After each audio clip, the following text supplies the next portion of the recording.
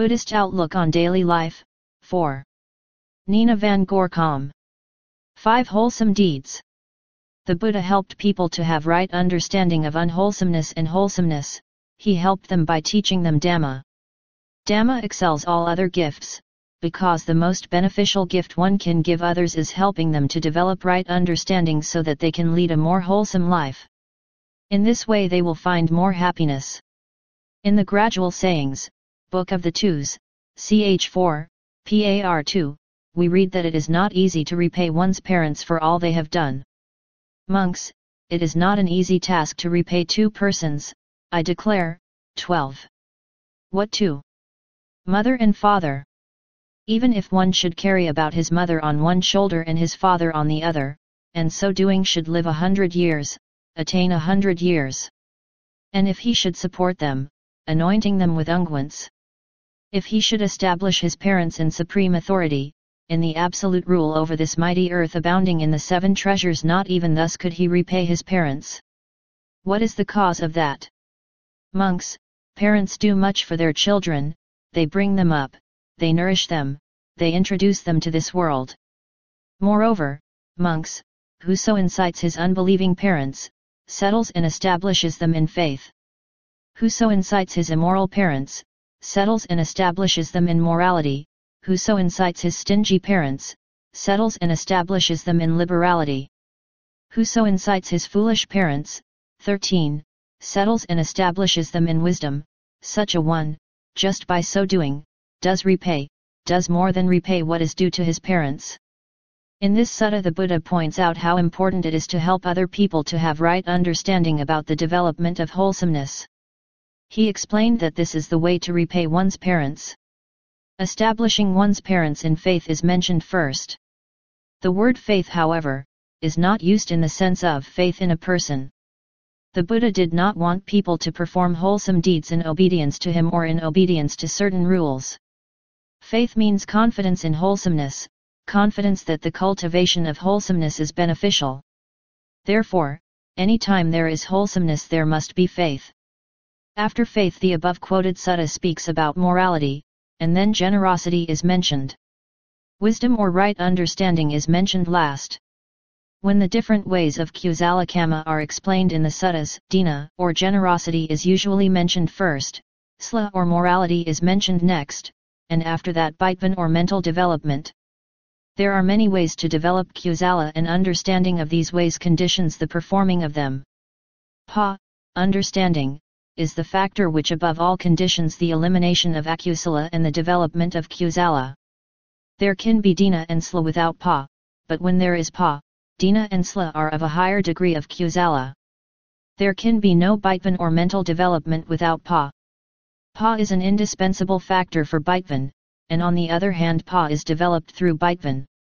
Pa, understanding things as they are, will help people to lead a more wholesome life. There are many levels of pa. To the extent that pa is developed, defilements will be eliminated and thus people will find peace of mind.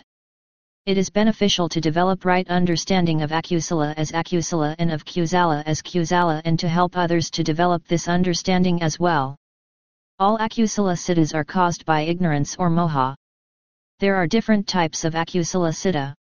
Some akusala siddhas are rooted in moha alone.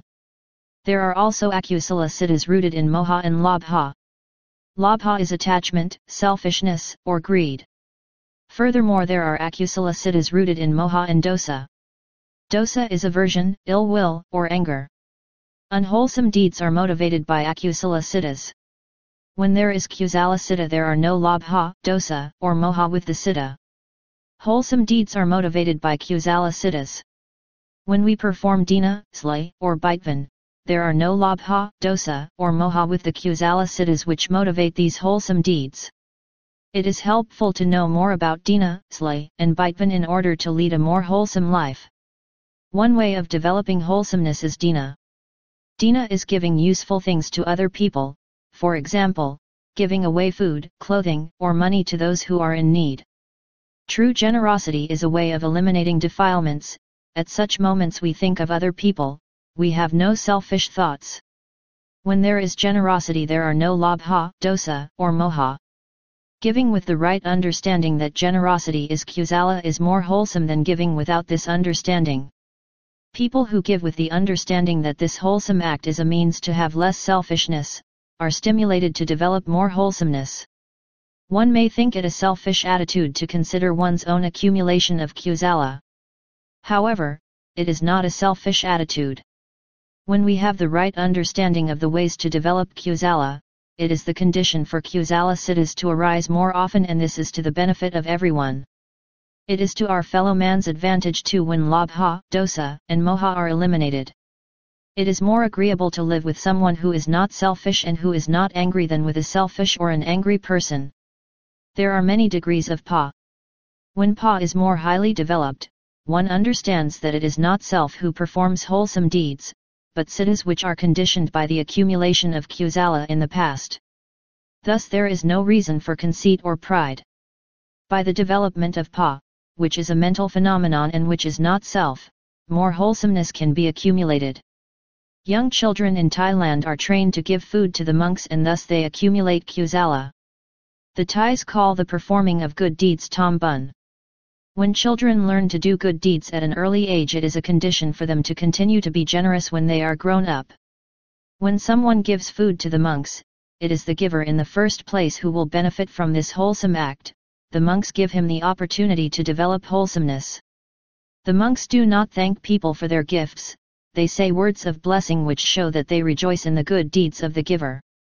One might find it strange at first that the monks do not thank people, but when there is more understanding of the way wholesomeness is developed, one sees these customs in another light. Even when we are not giving something away ourselves, there is still opportunity to develop wholesomeness in appreciating the good deeds of other people. At that moment there are no labha, dosa, or moha. The appreciation of other people's good deeds is a way of kusala kamma included in dina as well. It is to everyone's advantage when people appreciate one another's good deeds. It contributes to harmonious living in society. The third way of kusala kamma included in dina concerns giving others, no matter whether they are in this world or in other planes of existence. The opportunity to appreciate our good deeds so that they can have kusala siddhis as well. In performing kusala we can help others to perform kusala as well. It is very inspiring to see other people looking after their old parents, or to see people studying and teaching Dhamma. We should follow the example of the Buddha. We should continually think of means to help others to develop wholesomeness. This way of kusala kamma is a means to eliminate our defilements. There are opportunities to develop kusala at any moment. When we have developed more wisdom we will try not to waste the opportunity for kusala which presents itself, because human life is very short. There are 3 ways of kusala kamma included in sila or morality. The first way is observing the precepts. Lay people usually observe 5 precepts. These precepts are: abstaining from killing living beings, abstaining from stealing, abstaining from sexual misbehavior, abstaining from lying, abstaining from the taking of intoxicants including alcoholic drinks. One can observe these precepts just because one follows the rules without thinking about the reason why one should observe them. Observing them is kusala kamma, but the degree of wholesomeness is not very high if there is no right understanding. One observes the precepts with pa when one understands that one purifies oneself of akusala while one observes them. The killing of a living being is akusala kamma. One may wonder whether it is not sometimes necessary to kill. Should one not kill when there is a war? Should one not kill insects to protect the crops? Should one not kill mosquitoes to protect one's health?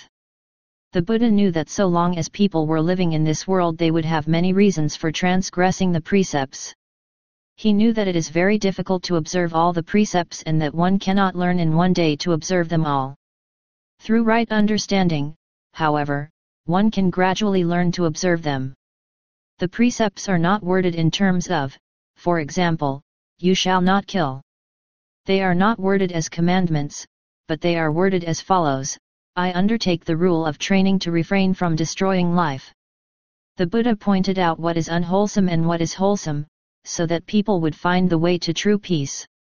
It is pa or right understanding which will lead people to train themselves in the precepts. Without pa they will transgress them very easily when the temptations are too strong, or when the situation is such as to make it very difficult for people to observe them. When pa is more developed, it conditions the observing of the precepts more often. One will find out from experience that the precepts are transgressed because of labha, dosa, and moha. When it has been understood that observing the precepts is a way of eliminating defilements, one will even refrain from intentionally killing mosquitoes and ants. We always accumulate dosa when there is the intention to kill, even if it is a very small insect. We should find out for ourselves that we accumulate akusala when killing living beings, no matter whether they are human beings or animals. However, we cannot force others to refrain from killing living beings. To refrain from killing is a kind of dina as well. It is the gift of life, one of the greatest gifts we can give. The classification of kusala kama as to whether it be dina or sla is not very rigid. The way realities are classified depends on their different aspects. As regards the taking of intoxicants, people should find out for themselves how much unwholesomeness is accumulated in this way. Even if one has but a slight attachment to them, one accumulates unwholesomeness, and this may be harmful in the future. When the attachment is strong enough, it will appear in one's speech and deeds. Even the taking of a little amount of an alcoholic drink can cause one to have more greed, anger, and ignorance. It may have the effect that people do not realize what they are doing and that they cannot be aware of the realities of the present moment. Pa will induce one to drink less and less and eventually to stop drinking. One does not have to force oneself not to drink, one just loses the taste for alcohol because one sees the disadvantages of it. In this way it becomes one's nature not to drink. The person who has developed pa to such degree that he attains the first stage of enlightenment, the stream winner or satpana, will never transgress the 5 precepts again. It has become his nature to observe them. The second way of kusala kama included in sla is paying respect to those who deserve respect. It is not necessary to show respect according to a particular culture. The esteem we feel for someone else is more important. This induces us to have a humble attitude towards the person who deserves respect. The way in which people show respect depends on the customs of the country where they are living or on the habits they have accumulated. In Thailand, people show respect to monks, teachers, and elderly people in a way different from the way people in Western countries show their respect. In some countries, the respect people feel towards others may appear only in a very polite way of addressing them. Politeness which comes from one's heart is kusala kama. At that moment there are no labha, dosa, and moha. It is kusala kama to show respect to monks, to teachers, and to elderly people. In Thailand, people show respect to their ancestors. They express their gratefulness for the good qualities of their ancestors. This is kusala kama. It is not important whether ancestors are able to see the people paying respect to them or not. We cannot know in which plane they have been reborn, in this human plane, or in some other plane of existence where they might be able to see people paying respect to them. It is wholesome to think of one's ancestors with gratefulness. We should always try to find out whether there are akusala siddhas or kusala siddhas which motivate a deed, in order to understand the meaning of that deed. Thus we will understand and appreciate many customs of the Thais, and we will not so easily misjudge them or find them superstitious. In the same way we should understand the paying of respect to the Buddha image. It is not idol worship. Indeed, it is kusala kama if one thinks of the Buddha's excellent qualities, of his wisdom, of his purity and of his compassion. One does not pray to a Buddha in heaven, because the Buddha does not stay in heaven or in any plane of existence, he passed away completely. It is wholesome to be grateful to the Buddha and to try to follow the path he discovered. In which way one shows respect to the Buddha depends on the inclinations one has accumulated. The third way of kusala kama included in sla is helping other people by words or deeds. The act of helping other people will have a higher degree of wholesomeness if there is the right understanding that helping is kusala kama, and that this is a way to eliminate selfishness and other defilements. Thus one will be urged to perform more kusala kama, one will be more firmly established in sla. It is therefore more wholesome to perform sla with right understanding or pa. Performing one's duties is not always kusala kama, people may perform their duties just because they are paid for their work. For example, a teacher teaches his pupils and a doctor takes care of his patients because it is their profession to do so. However, they can develop wholesomeness if they perform their duties with kindness and compassion. Pa conditions one to perform kusala kamma, no matter what one's duties are. Wholesomeness can be developed at any time we are with other people, when we talk to them or listen to them. Helping other people with kind words and deeds alone is not enough. When it is the right moment we can help others in a deeper and more effective way, that is, helping them to understand who they are, why they are in this world and what the aim of their life in this world is. This way of helping is included in Bhajpan or mental development. 6. Mental development. The Buddha said that one should realize the impermanence of all things. Everybody is subject to old age, sickness, and death. All things are susceptible to change. What one is enjoying today may be changed tomorrow. Many people do not want to face this truth. They are too attached to the pleasant things they can enjoy through eyes, ears, nose, tongue, and body sense. They do not realize that these things are not true happiness. The Buddha cured people's ignorance by helping them to have right understanding about their life.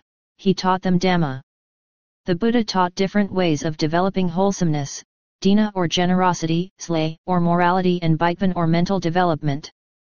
Bhajpan is a way of kusala kamma which is on a higher level, because wisdom is developed through Bhajpan.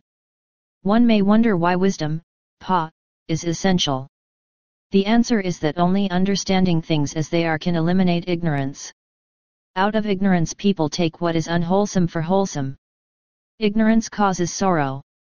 The Buddha always helped people to have right understanding of their different siddhas. He explained what akusala siddhas and kusala siddhas are, in order that people could develop more wholesomeness. We can verify in our life that the Buddha taught the truth. His teachings are true not only for Buddhists, but for everybody, no matter what race or nationality he is or what religion he professes. Attachment or greed, in pli, labha, aversion or anger, in pli, dosa, and ignorance, in pli, moha, are common to everybody, not only to Buddhists.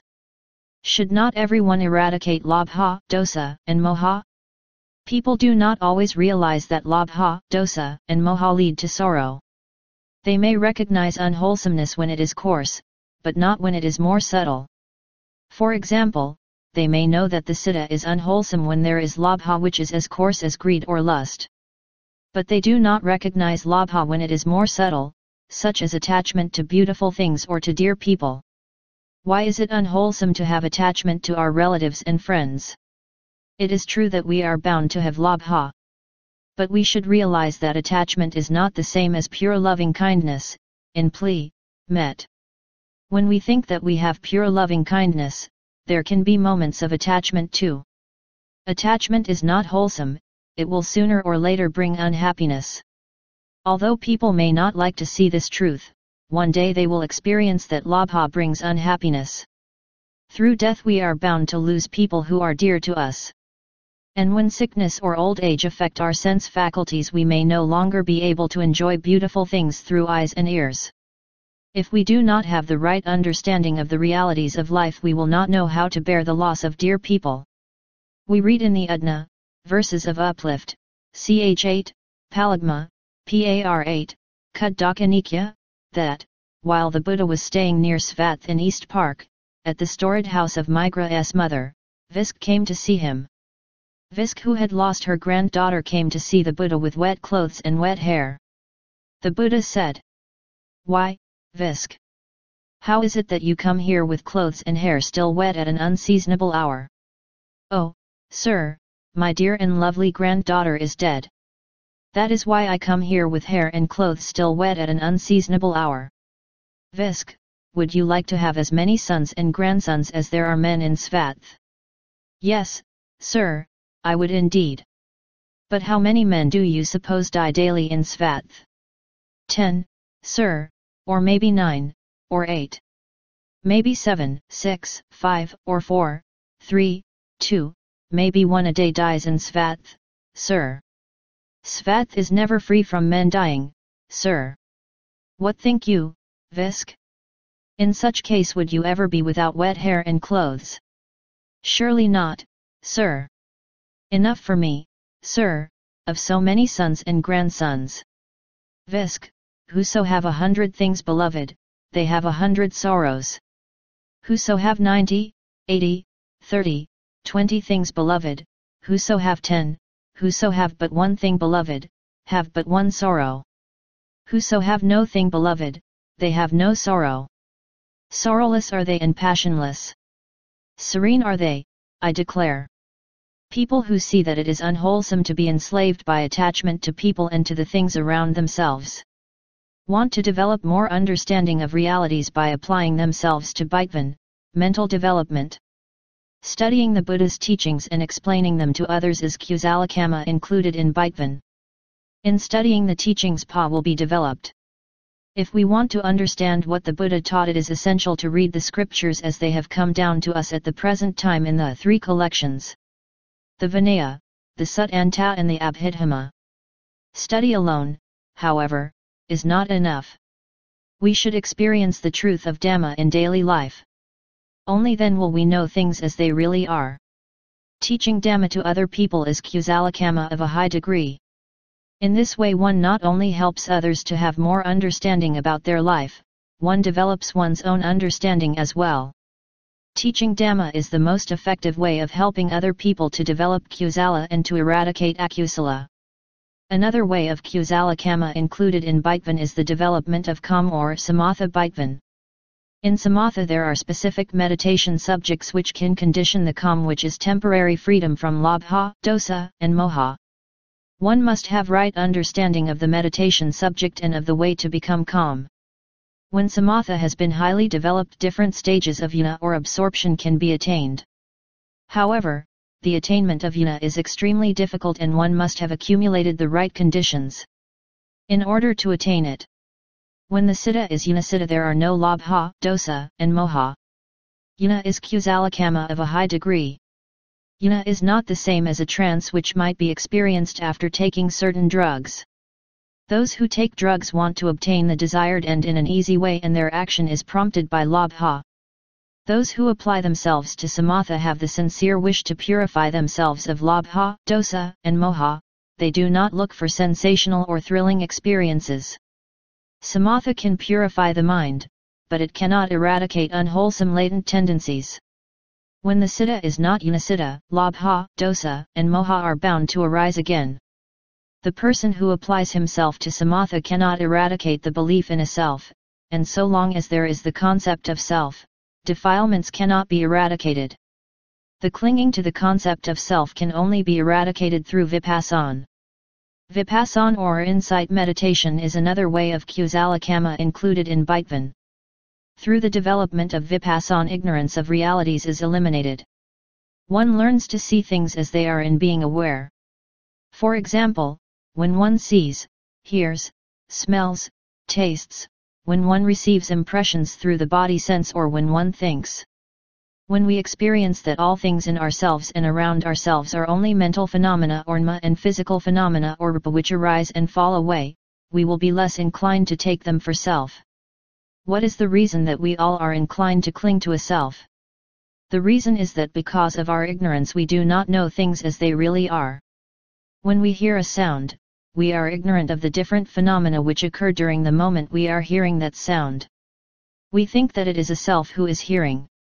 However, it is not a self who is hearing, it is a siddha which hears the sound. Siddha is a mental phenomenon, it is nma, that is, the reality which experiences something. The siddha which hears experiences sound. Sound itself does not experience anything, it is rupa. Rupa is the reality which does not experience anything. Sound and earsense are conditions for hearing. Earsense is rupa as well. One may wonder whether it is true that earsense does not experience anything. Earsense is a kind of rupa in the ear which has the capacity to receive sound, but it does not experience the sound. It is only a condition for the nama which experiences the sound. Each siddha has its own conditions through which it arises. Seeing is conditioned by eyesense which is rupa and by visible object which is also rupa. There is no self who performs different functions such as seeing, hearing, smelling, tasting, receiving impressions through the body sense and thinking. These are different nmas, each of which arises because of its own conditions. We read in the Greater Discourse on the Destruction of Craving, Middle-Length Sayings I, number 38, that the Buddha, while he was staying near Svath, in the Jita Grove, spoke to the monk, Sti, who had a misconception about the Buddha's teachings. Sti understood from the Buddha's teachings that consciousness lasts, and that it is one and the same consciousness which speaks, feels, and experiences the results of good and bad deeds. Several monks heard about Sti's wrong view. After they had tried in vain to dissuade him from his wrong view, they spoke to the Buddha about him. The Buddha summoned Sti and said to him, "Is it true, as is said, that a pernicious view like this has accrued to you, Sti? In so far as I understand Dhamma taught by the Lord, it is that this consciousness itself runs on, fares on, not another. Even so do I, Lord, understand Dhamma taught by the Lord, it is this consciousness itself that runs on, fares on, not another. What is this consciousness, Sti? It is this, Lord, that speaks, that feels, that experiences now here, now there, the fruition of deeds that are lovely and that are depraved. But to whom, foolish man, do you understand that Dhamma was taught by me thus? Foolish man, has not consciousness generated by conditions been spoken of in many a figure by me, saying, apart from condition there is no origination of consciousness. But now you, foolish man, not only misrepresent me because of your own wrong grasp, but you also injure yourself and give rise to much demerit which, foolish man, will be for your woe and sorrow for a long time." Then the Lord addressed the monks, saying, "Do you, monks, understand that Dhamma was taught by me thus, so that this monk Sti, a fisherman's son, because of his own wrong grasp not only misrepresents me but is also injuring himself and giving rise to much demerit? No, Lord. For in many a figure has consciousness generated by conditions been spoken of to us by the Lord, saying, apart from condition there is no origination of consciousness. It is good, monks, it is good that you understand thus Dhamma taught by me to you, monks. For in many a figure has consciousness generated by conditions been spoken of by me to you, monks, saying, apart from condition there is no origination of consciousness. It is because, monks, an appropriate condition arises that consciousness is known by this or that name. If consciousness arises because of eye and material shapes, it is known as seeing consciousness. If consciousness arises because of ear and sounds, it is known as hearing consciousness. If consciousness arises because of nose and smells, it is known as smelling consciousness. If consciousness arises because of tongue and tastes, it is known as tasting consciousness. If consciousness arises because of body and touches, it is known as tactile consciousness. If consciousness arises because of mind and mental objects, it is known as mental consciousness. Monks, as a fire burns because of this or that appropriate condition, by that it is known. If a fire burns because of sticks, it is known as a stick fire. And if a fire burns because of chips, it is known as a chip fire, and if a fire burns because of grass, it is known as a grass fire.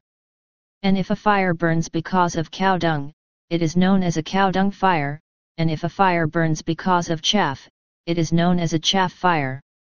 And if a fire burns because of rubbish, it is known as a rubbish fire. Even so, monks, when because of a condition appropriate to it consciousness arises, it is known by this or that name. Thinking about different kinds of Dhamma and Rupa and the conditions for their arising will help us to have right understanding of them. However, this is not the same as the direct experience of the truth. We will understand what Dhamma and Rupa really are when we know through direct experience their different characteristics as they appear one at a time through eyes, ears, nose, tongue, body sense, and mind. Dhamma and Rupa arise and fall away so rapidly that we do not realize that there are different Dhamma units and different Rupa units. For example, only perceiving sound is a moment which is different from liking or disliking the sound. We are often inclined to find our like or our dislike with regard to the object we experience so important that we do not notice the characteristic of the Dhamma or Rupa which appears at that moment. Thus we cannot see things as they are, we take like or dislike for self. Like and dislike are only Dhammas arising because of conditions, like and dislike are due to one's accumulations. There are conditions for each citta, there is no self who can let any citta arise at this or at that moment. We do not only take mental phenomena for self, we take the body for self as well. However, the body consists of nothing else but different rupa elements which arise and fall away. There are many different kinds of rupa. The rupas which can be directly experienced through the body sense are hardness or softness, heat, cold, motion and pressure. These rupas can be directly experienced through the body sense, there is no need to think about them or to name them. The direct understanding of rupas whenever they appear is the only way to know that they are different rupas and that we should not take them for self. Different characteristics of Dhamma and Rupa can be known one at a time as they appear through the 5 sense doors and through the mind door. So long as we do not know them as they are, we are bound to take them for self. We are not used to being aware of the phenomena of our life. For example, we are not used to being aware of seeing. Seeing is Dhamma which experiences only what appears through the eyes, that is, visible object. This type of Dhamma is real and thus it can be experienced. Before one thinks about what one has seen, there must be the experience of what appears through the eyes, of visible object. We are used to paying attention only to the thing or the person we think about after there has been seeing, and thus we are ignorant of the Dhamma which only experiences visible object, the Dhamma which sees. The Dhamma which sees is different from the types of Dhamma which like or dislike the object or which think about it. If one does not know seeing as it is, one is bound to take it for self. It is the same with hearing, which is just the perceiving of sound. When hearing arises, we can learn to be aware of its characteristic. It can be known that it is Dhamma, a reality which just perceives sound through the ears. We can gradually become familiar with the characteristic of hearing, and then we will know that it is different from thinking and from other types of Dhamma. We will learn that it is different from Rupa. Thus we will be less inclined to take it for self. We can be aware of only one characteristic of Dhamma or Rupa at a time. For example, when we hear, there are both hearing and sound, but we cannot be aware of hearing and sound at the same time, since each citta experiences only one object at a time.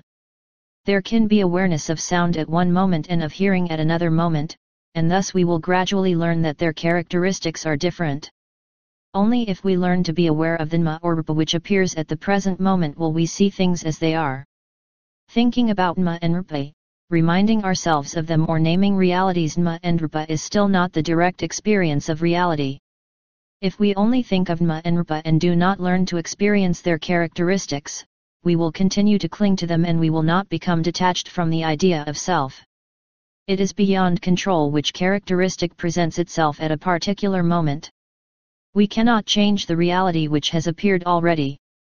We should not think that there should be awareness of hearing first and after that of thinking about what we heard. Different realities will appear at different moments and there is no particular sequence we should follow when we are mindful of realities. In the beginning we are not able to know the arising and falling away of Dhamma and Rupa through direct experience. We should just learn to be aware of whatever characteristic of Dhamma or Rupa presents itself. When, for example, smelling appears, we cannot help smelling. At that moment we can learn to be aware of the characteristic of smelling, without making any special effort. There is no need to think about it or to remind ourselves that it is smelling, or that it is Dhamma. It is essential to realize that awareness, 14, is a type of Dhamma as well, which can only arise when there are the right conditions. There is no self who is aware or who can let awareness arise at will. Right understanding of the development of vipassana is a condition for the arising of awareness.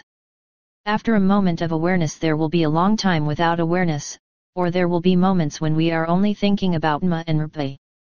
In the beginning there cannot be a great deal of awareness, but even a short moment of right awareness is beneficial. Because pa developed through the direct experience of realities is of a higher degree than the pa developed through thinking about realities or the pa developed in samatha. Vipassana is Kusalakama of a very high degree, because Vipassana leads to detachment from the concept of self and eventually to the eradication of all defilements. If there is less labha, dosa and moha, it is for the happiness of the whole world as well.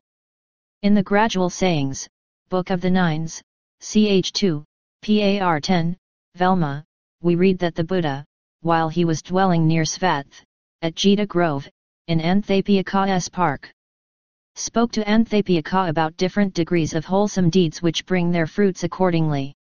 Giving gifts to the Buddha and the order of monks, and taking one's refuge in the Buddha.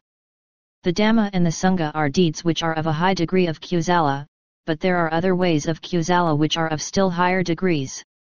We read that the Buddha said, though with pious heart he took refuge in the Buddha, the Dhamma, and the Sangha, greater would have been the fruit thereof, had he with pious heart undertaken to keep the precepts. Abstention from taking life, from taking what is not given, from carnal lusts, from lying and from intoxicating liquor, the cause of sloth. Though with pious heart he undertook to keep these precepts, greater would have been the fruit thereof, had he made become a mere passing fragrance of loving kindness. Though he made become just the fragrance of loving kindness, greater would have been the fruit thereof, had he made become, just for a finger snap, the perception of impermanence. The perception of impermanence is developed when there is a moment of right awareness of Dhamma or Rupa.